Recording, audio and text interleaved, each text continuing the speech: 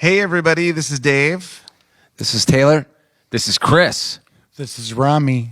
Nate. Pat. And we're a band called the FooFighters. Thank you very much for joining us today on Side by Side on Amazon Music. We just made a record. It's called Concrete and Gold.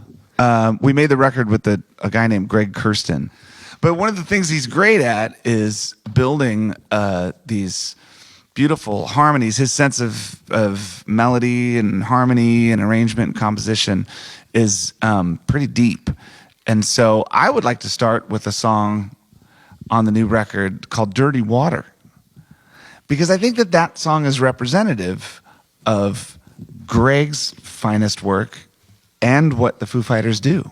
It's also kind of representative of the entire album. Like all the elements of the album are in that one song. Let's listen to the song Dirty Water by FooFighters off of the new LP Concrete and Gold.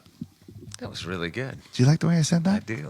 One of the things that I hear on our new record, and we've been talking about recently with people that have been interviewing us, is the influences on the album and how people are hearing all these different influences, and they reference a lot of bands that we grew up listening to. And some reference influences that are obviously not there, and yet they hear them. So I like that too. Like who said what? There's a Lenny Kravitz song on there. Oh, which one? Make it right. Make it right. Oh, yeah. And right on. You got to picture his voice. All right, we got some Kravitz. What else we got? Someone called the record a rock opera today. Well, one that people say that they hear Beatles influence in places. Someone said some of the lyrics are like Weird Al. No. I'm kidding, but I'd take that too.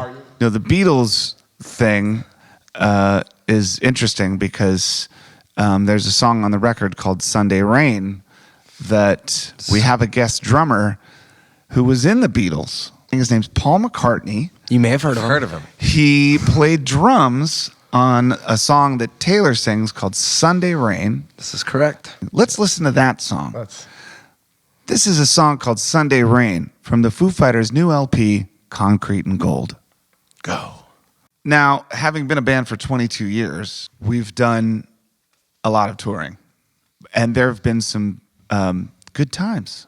I remember one day, me and Nate, where we had a day off, and we were in Pittsburgh, and Nate found a great little sort of river ride that went along the river, and we had an amazing ride, ate an amazing lunch. Then he's like, "Hey, the Pittsburgh Pirates is their last game of the season." So we went there, and then they was like, and Steve Miller's playing afterwards. Whoa. They pull a flatbed truck out onto the baseball field, and he plays like a 12-song greatest hits set. And I was thinking, wow, that was a really great day off on the road. Do you remember the time we checked into the hotel in Pittsburgh and there was a Seeing Eye Dog convention? Yes. Remember that? That was fucking nuts.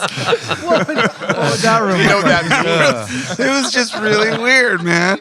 So, ladies and gentlemen, those are just a few of the many experiences we've had on the road, and that's one city. And that's just Pittsburgh. Yeah. Okay, you can imagine the other ones. Well, there's more good times to come, guys. Should we play a new song? Why not? Let's hear a song called Run.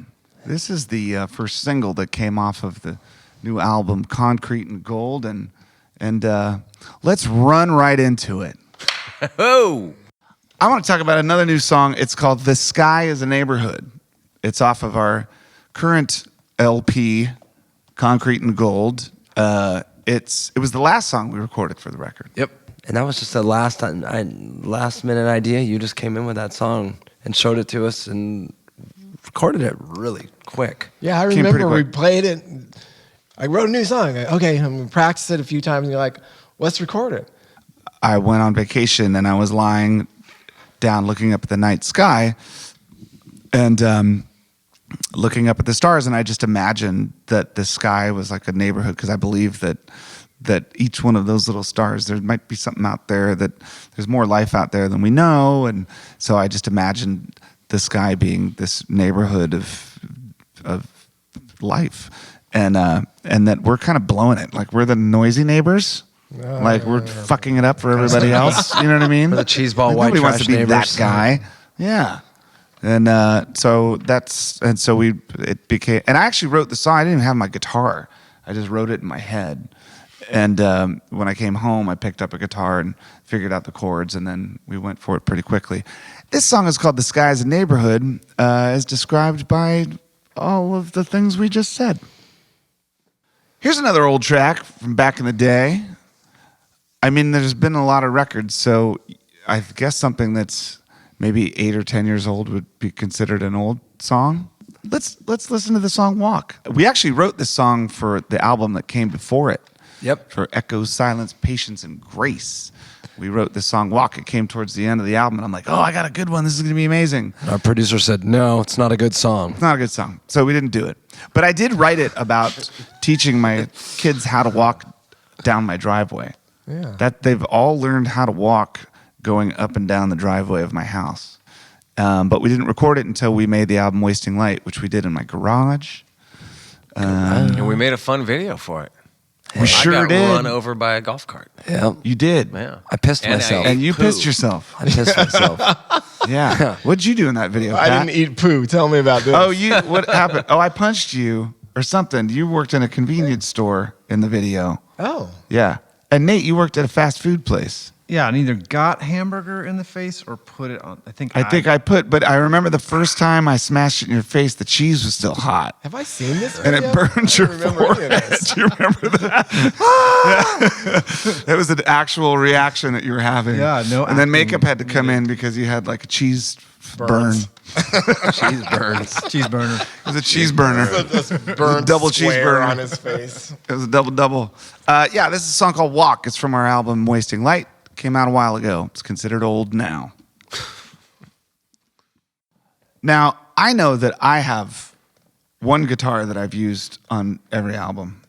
It's a red Gibson Trini Lopez. I think it's On a the first- 66. very first record? Yeah, it's all there. Oh, wow. And used it for years. It's kind of superstition at this point. It's like I feel like I have to use it on an album in order. Is it for the to same Trini that you use every time? Mhm, you but now I have like a 100 a of them couple. now, right? No, Dave Grohl driving up the price of vintage Trini Lopez. Exactly. Well, That's I- actually true. It sucks, man. When I bought that first one in like 1992 or whenever it was, $500 or something. it was cheap, and they're not cheap anymore. No, sir. And there aren't too many of them. I think there's only like 400 of them or something like that. Rami, do you have like one of those back one there, yeah. organ? Play it on the video. Funny enough, I do use different organs, but my little Casio SK1, Oh, snap. every record. I don't know if it actually. If you makes ever it hear a onto Foo the Fighters record, there's something in the background going, that's Rami's little Casio.